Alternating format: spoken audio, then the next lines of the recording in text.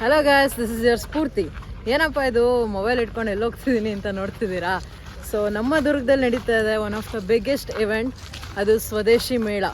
So it's about ನಮ್ಮ Indian ಪ್ರಾಡಕ್ಟ್ಸ್ನ promote ಮಾಡೋವಂಥ ಒಂದು ಕೆಲಸ ನಡೀತಾ ಇದೆ. ಸೊ ಅದಕ್ಕೆ ನಾವು ಸಪೋರ್ಟ್ ಮಾಡಬೇಕು, ನೀವು ಸಪೋರ್ಟ್ ಮಾಡಬೇಕು, ಜನಗಳೆಲ್ಲ ಬಂದು ಭಾಗವಹಿಸಬೇಕು. ಅದಕ್ಕೋಸ್ಕರ ಈ ವಿಡಿಯೋ ಮಾಡ್ತಾ ಇದ್ದೀನಿ. ನಿಮಗೆ ಜಸ್ಟ್ ಪ್ರಿಪ್ರೇಷನ್ ಹೆಂಗೆ ನಡೀತಾ ಇದೆ ಅಂತ ತೋರಿಸ್ತೀನಿ. ಸೊ ಫಸ್ಟು ಉಲ್ಲಾಸ್ ಪಟ್ಟನ್ ಅವರ ಇನ್ಸ್ಟಾಗ್ರಾಮಲ್ಲಿ ಇದು ಫಸ್ಟ್ ವಿಡಿಯೋ ಬರ್ತಾ ಇರೋದು, ಸ್ವದೇಶಿ ಮೇಳದು ಇದೆ ಫಸ್ಟ್ ವಿಡಿಯೋ. ಡ್ರೋನ್ ಶಾಟ್ ಇದೆ, ಫಸ್ಟ್ ಡ್ರೋನ್ ಶಾಟ್ ಬರ್ತಾ ಇರೋದು. ಸೊ ನಾನು ಅವರ ಚಾನಲ್ ಲಿಂಕ್ನೂ ಹಾಕಿರ್ತೀನಿ, ಇನ್ಸ್ಟಾಗ್ರಾಮ್ ಐಡಿನೂ ಹಾಕಿರ್ತೀನಿ. ಸೊ ನೀವು ನೋಡ್ಬೋದು. ಈಗೆಲ್ಲ ಪ್ರಿಪ್ರೇಷನ್ ನಡೀತಾ ಇದೆ ಡ್ರೋನ್ ಶಾಟಿಗೆ. ಇದಿಷ್ಟು ನೋಡಿ ಪ್ರಿಪ್ರೇಷನ್ನು.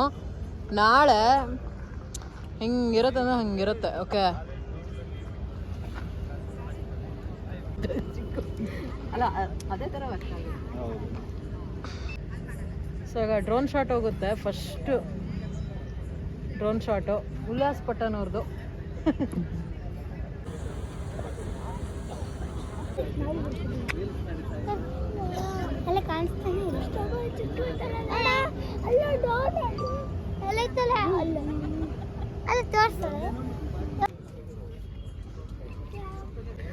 ಸೊ ಇದೇ ಜಾಗದಲ್ಲೇ 12ನೇ ತಾರೀಕಿಂದ ಅಂದರೆ ನಾಳೆಯಿಂದ 16ನೇ ತಾರೀಕುವರೆಗೂ ಅಂದರೆ ಭಾನುವಾರದವರೆಗೂ ಸ್ವದೇಶಿ ಮೇಳ ನಡೀತಾ ಇದೆ.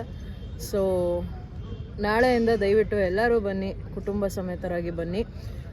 ನಮ್ಮ ಇಂಡಿಯನ್ ಪ್ರಾಡಕ್ಟ್ಸು ನಾವೇ ಪ್ರಮೋಟ್ ಮಾಡಬೇಕು. ಸೊ ಹಾಗಾಗಿ ಎಲ್ಲರೂ ಬನ್ನಿ.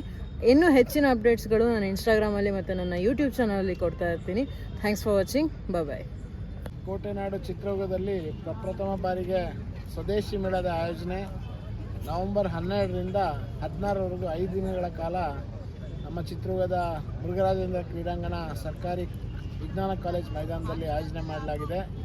ಸ್ವದೇಶಿ ಜಾಗರಣ ಮಂಚ್ ವತಿಯಿಂದ ಈ ರೀತಿಯಾದಂಥ ಸ್ವದೇಶಿ ಮೇಳದ ಆಯೋಜನೆ ಮಾಡೋದ್ರ ಮೂಲಕ ಅನೇಕ ಸಣ್ಣ ಸಣ್ಣ ಉದ್ಯಮಿಗಳಿಗೆ ಸ್ವಉದ್ಯೋಗ ಮಾಡುವಂಥವರಿಗೆ ಪ್ರೋತ್ಸಾಹ ನೀಡುವಂಥ ನಿಟ್ಟಿನಲ್ಲಿ ಈ ಒಂದು ಮೇಳ ಒಂದು ಅತ್ಯಂತ ಒಳ್ಳೆಯ ಅವಕಾಶವನ್ನು ಸೃಷ್ಟಿ ಮಾಡುವಂಥದ್ದಕ್ಕೋಸ್ಕರ ಈ ಮೇಳದ ಆಯೋಜನೆ ಮಾಡಲಾಗಿದೆ.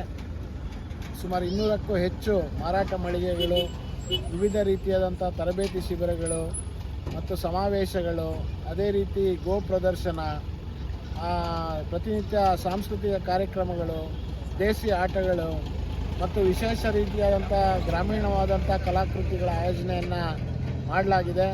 ನಾನು ಎಲ್ಲ ನಮ್ಮ ಚಿತ್ರದುರ್ಗ ಮತ್ತು ಚಿತ್ರದುರ್ಗ ಸುತ್ತಮುತ್ತಲ ಮಧ್ಯ ಕರ್ನಾಟಕದ ಎಲ್ಲರಿಗೂ ಕೂಡ ಈ ಮೇಳಕ್ಕೆ ಬನ್ನಿ ಅನ್ನುವಂಥ ಪ್ರೀತಿಯ ಆಹ್ವಾನವನ್ನು ಮಾಡ್ತಾ ಇದ್ದೇನೆ. ತಾವೆಲ್ಲರೂ ಕೂಡ ಸ್ವದೇಶಿಯನ್ನು ಬಳಸಿ ದೇಶವನ್ನು ಉಳಿಸಿ.